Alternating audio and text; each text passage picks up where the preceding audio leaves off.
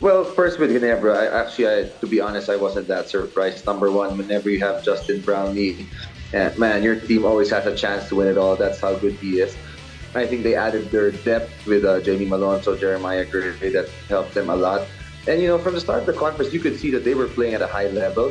So it wasn't really surprising. Plus the fact that I really thought that Rakocevic would eventually play at a bit of a lower level in the playoffs and dip because of his inexperience, and that's what happened. Now with the Bay Area Dragons, and to be honest, I actually thought San Miguel would give them a bit of a scare. I actually had San Miguel maybe winning, and it was close. I mean, how many games there were?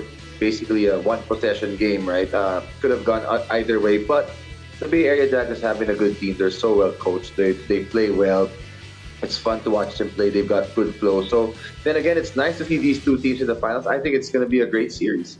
Right, let's look back at how Ginebra got to the finals. They eliminated Magnolia just last Wednesday, same way that Bay Area eliminated San Miguel. But for Ginebra, it was LA Tenorio who was the player of the game. How do you like their chances that, even their veterans are stepping up to the plate? Is there momentum on their side heading into the finals? Actually, I think LA Tenorio playing at such a high level has been just so huge for Ginebra. I mean, Yeah. you normally would have thought maybe Mark Baroka, Gio Halalan would have a number on him. But no, man, I think LA outplayed pretty much everybody in that series. And it was nice to see LA play so well at his age, testament to how good he is. So, no, his experience will be a huge, huge factor. And then you got guys like Stanley Pringle who haven't really exploded yet, where, any game that these guys can explode. And that's really what makes Ginebra so scary for me.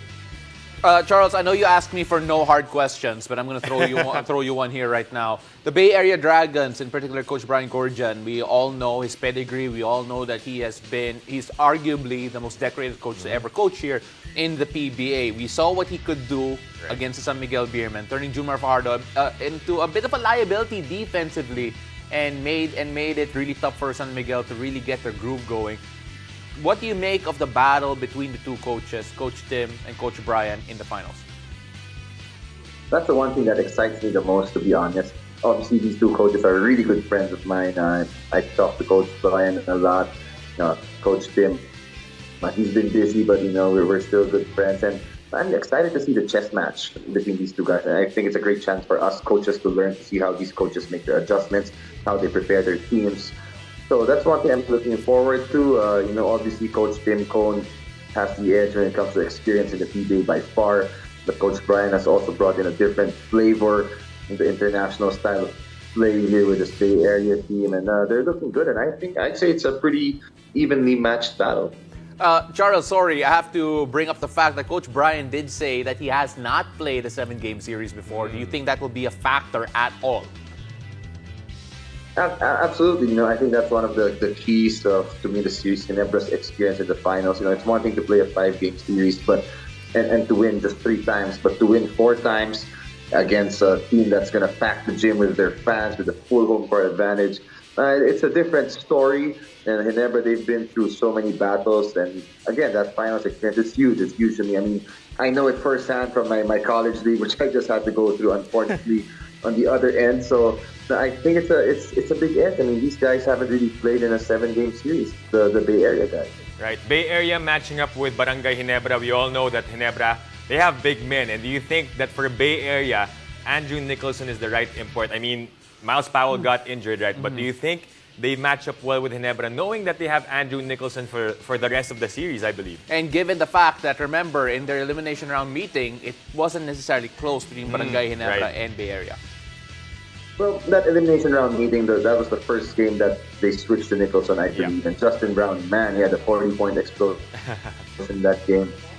They ran Bay Area out of the gym. They out-rebounded them. They forced a bunch of turnovers that led to easy baskets. But I think right now Nicholson has found his groove. I give a lot of credit to Stan Hardinger and Japet against Magnolia and Rakocevic last series. I mean, Stan did such a good job of really throwing Rakocevic off his game, trying to piss him off. And it worked. But this guy, Nicholson, man, when you watch him play, he never gets mad. He's like the big chill or something. I mean, I don't know, man. He just plays and plays. So he's just so calm, so composed. And I think he's kind of settled in the PBA. And he's playing at a high level. He was great the entire series against the Beermen. So going to be a tough task for the bigs of Ginebra. But I'll tell you this, if they find a way to stop Nicholson, then I really find it hard to see Bay Area winning this championship. Okay, Charles, just really quickly here. I remember back in the UAP finals, people were arguing, hey, we're the underdog. No, we're the underdog. Is there any underdog in this series in particular between Bay Area and Barangay Ginebra?